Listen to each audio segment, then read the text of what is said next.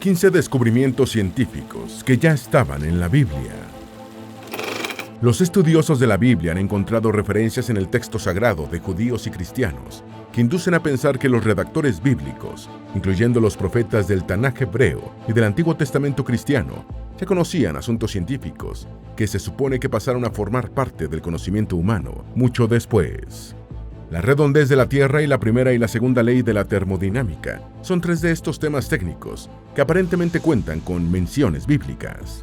Igualmente parece haber referencias bíblicas sobre muchos otros asuntos científicos descubiertos o desarrollados varios siglos o milenios después de la aparición de las Sagradas Escrituras. Estos incluyen el ciclo del agua, el peso del aire, la oceanografía, los montes submarinos, el momento apropiado de la circuncisión, la flotación de la Tierra, la cantidad de estrellas y la conveniencia de la higiene médica y de las cuarentenas.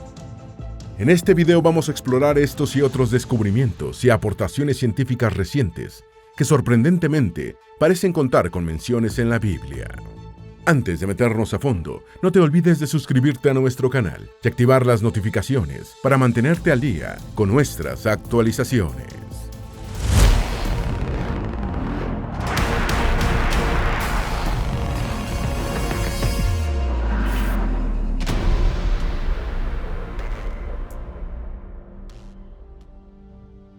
Número 1. La redondez de la Tierra.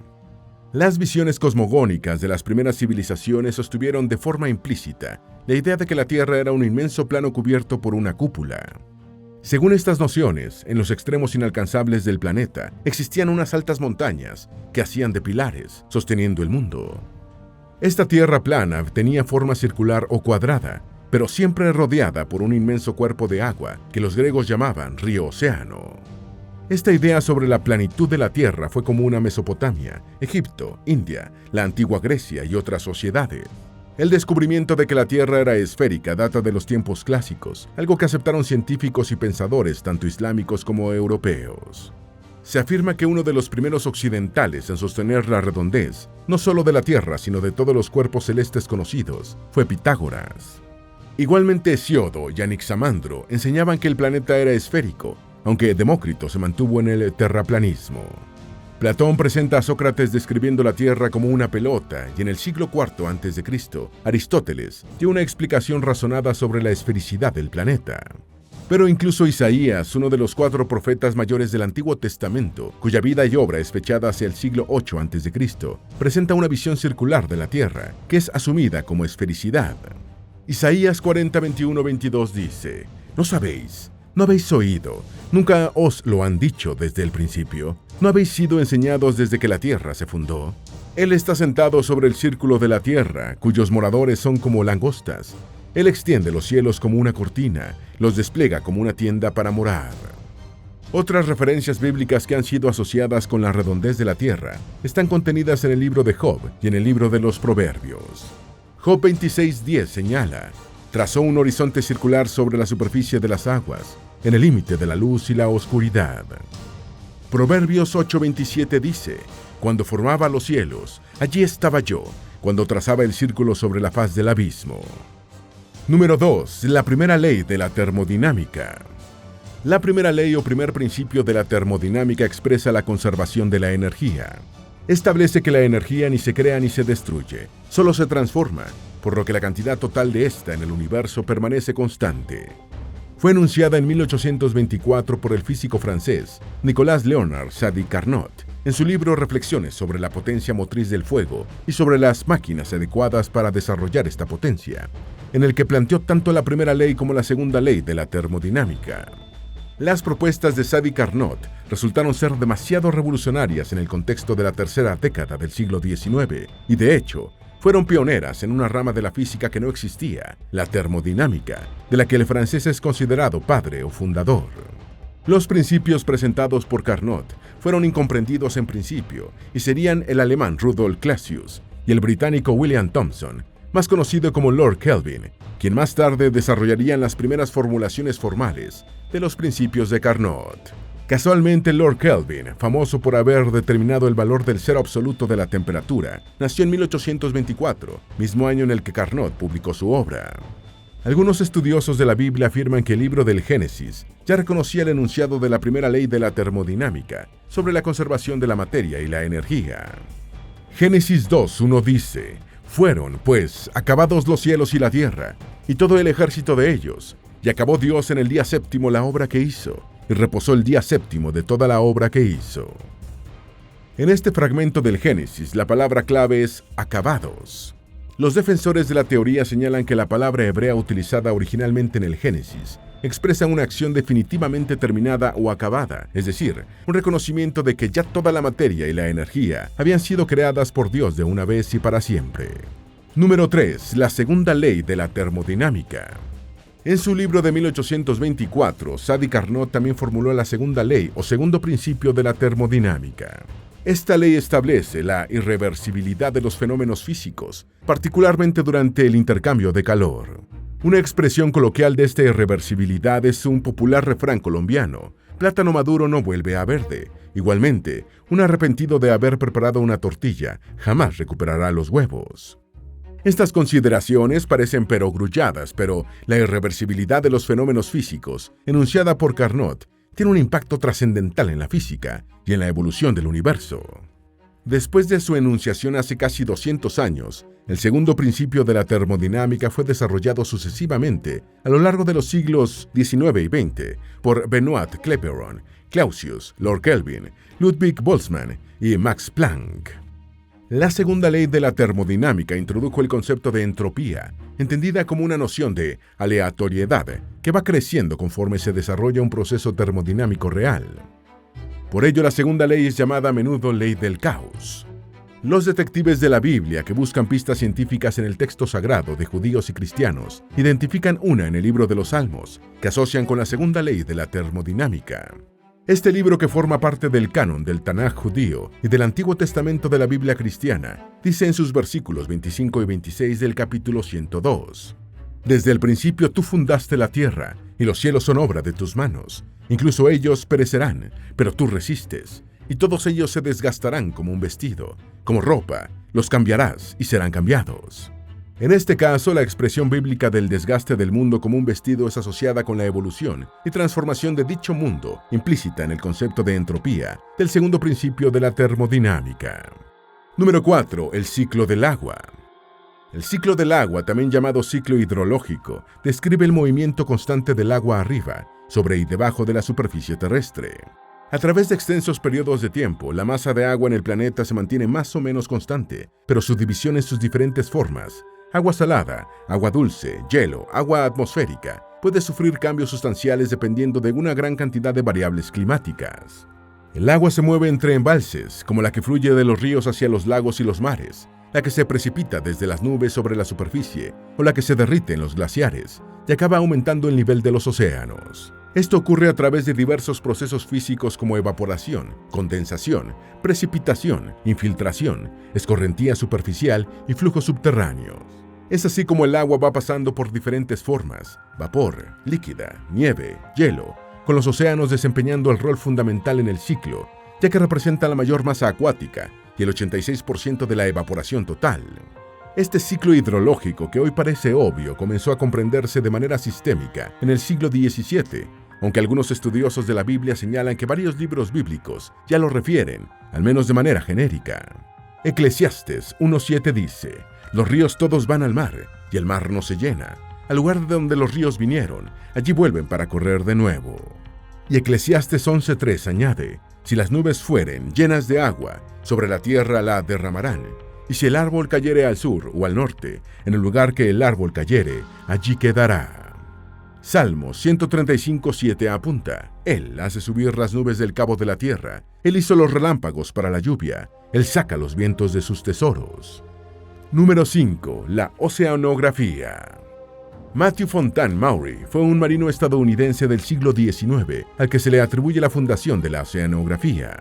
Cuando tenía 19 años iba de guardiamarina en la fragata Brandywine, que condujo el marqués de Lafayette de regreso a Francia, después de que el militar francés prestara una contribución decisiva en la independencia de Estados Unidos. A los 24 años, Maury le había dado la vuelta al mundo, pero en 1839 quedó cojo en un accidente que lo sacó del servicio activo y lo llevó al aparentemente aburrido oficio de estudiar y custodiar las cartas marinas. Se dedicó con tan admirable entusiasmo a su nuevo trabajo que, estudiando las corrientes marítimas de los océanos y los vientos asociados, recomendó nuevos trayectos que redujeron el tiempo de viaje entre Nueva York y California de 180 a 100 días.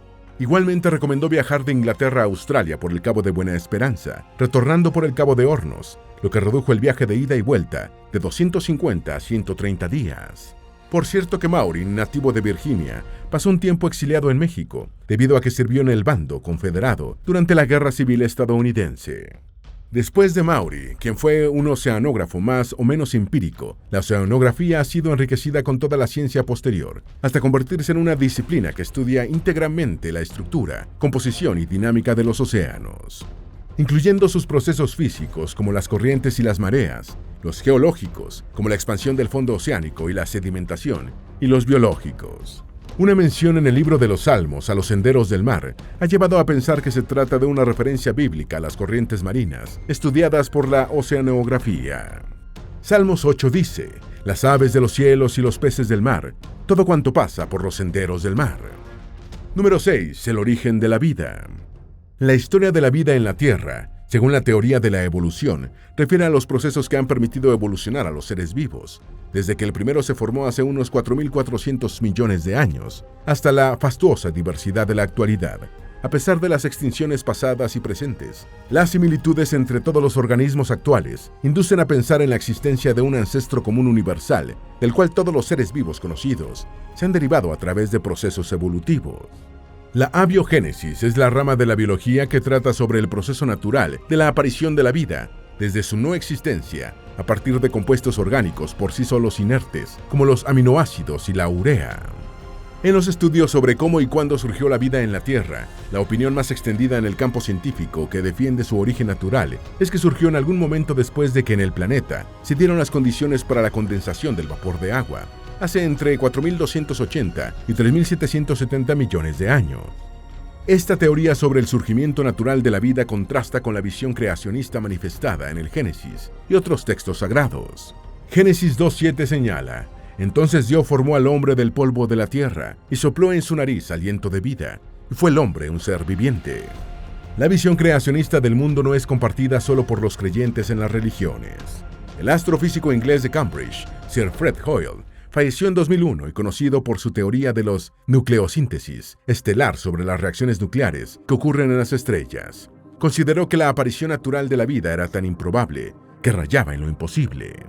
Hoyle escribió: la probabilidad de la formación espontánea de vida a partir de materia inanimada es de 1 a un número seguido de 40.000 ceros. Es lo suficientemente grande como para enterrar a Darwin y toda la teoría de la evolución. No hubo sopa primitiva, ni en este planeta ni en ningún otro, y si los comienzos de la vida no fueron aleatorios, deben haber sido producto de una inteligencia decidida. Hall rechazó la teoría del Big Bang sobre la formación del universo, defendiendo la del estado estacionario, y defendió también, junto al británico singalés Chandra Wickramasinghe, que la vida llegó a la Tierra en un cometa. Número 7. El peso del aire. Hoy se sabe que el aire es un conjunto de gases que forman la atmósfera de la Tierra y se mantienen sobre la superficie por la acción de la gravedad. Esta mezcla gaseosa contiene 78% de nitrógeno, 21% de oxígeno, y el restante 1% está formado por gases nobles, agua y otros compuestos. También se conoce, aunque no se note, que el hombre y los seres vivos soportan sobre sus cuerpos el peso de una columna invisible de aire de casi 1 tonelada.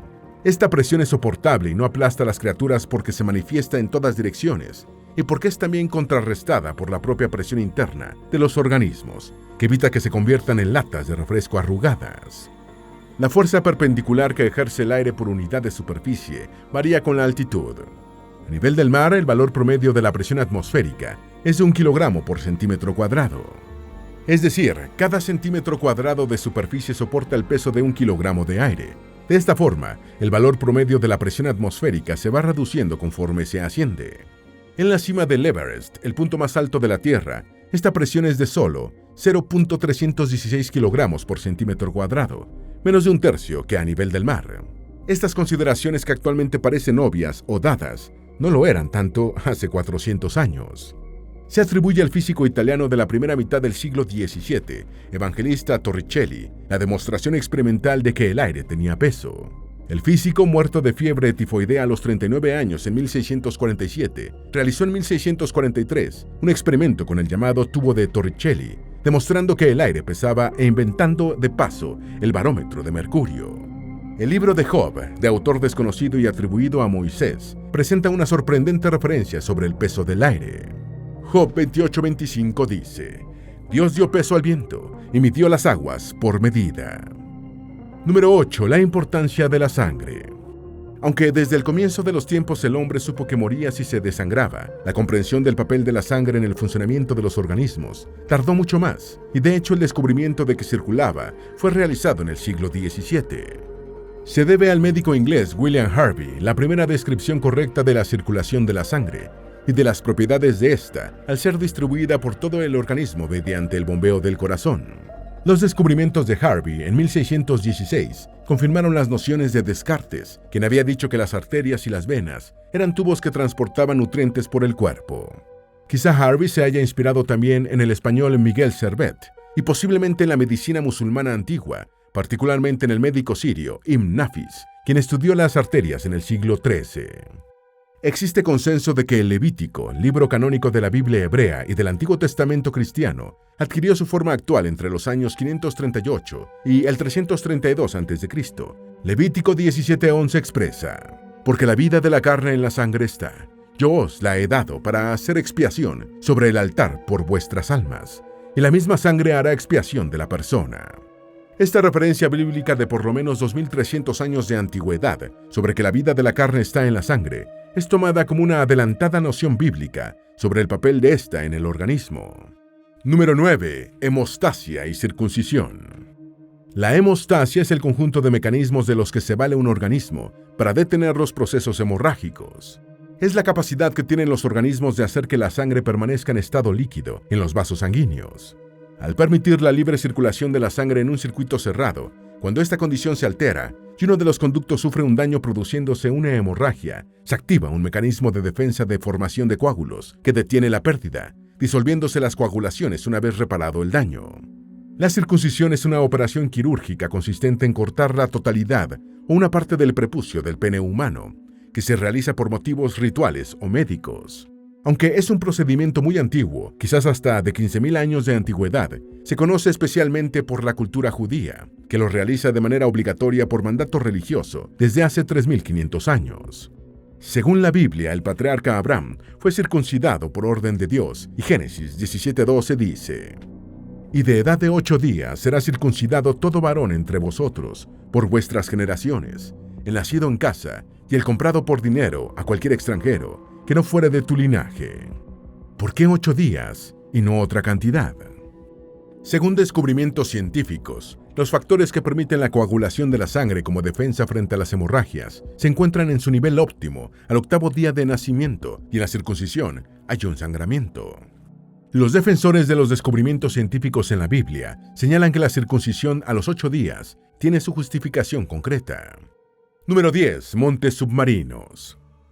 El Everest, el pico de Orizaba, el Aconcagua y demás montes sobre la superficie de la Tierra están allí, con sus moles imponentes para los desafíos de los montañistas y el disfrute de la gente corriente.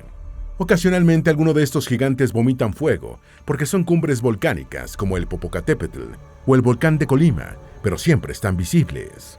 Sin embargo, oculto debajo de la superficie de los océanos, hay un mundo de montañas tanto o más fascinante que el visible en la superficie.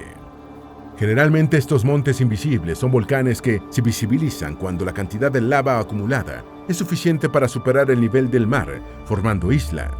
El descubrimiento de este mundo montañoso submarino ha ido a la par del desarrollo de la oceanografía, y actualmente se estima que existen debajo de la superficie de los mares unos 100.000 montes de al menos 1 kilómetro de altura. Cuando se cuentan los que tienen centenares de metros de altura sin llegar a 1.000, el cálculo sube al orden de 1 millón de montes.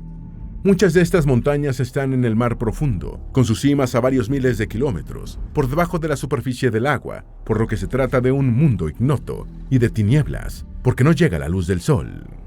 El libro bíblico de Jonás narra la experiencia de este profeta, al que Dios dispuso que fuera tragado por un gran pez por su desobediencia.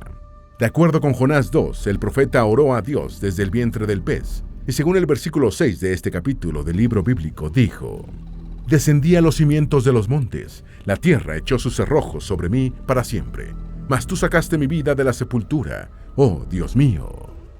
Esta referencia de Jonás a los cimientos de los montes es tomada por algunos como un reconocimiento del conocimiento de las montañas submarinas en la Biblia.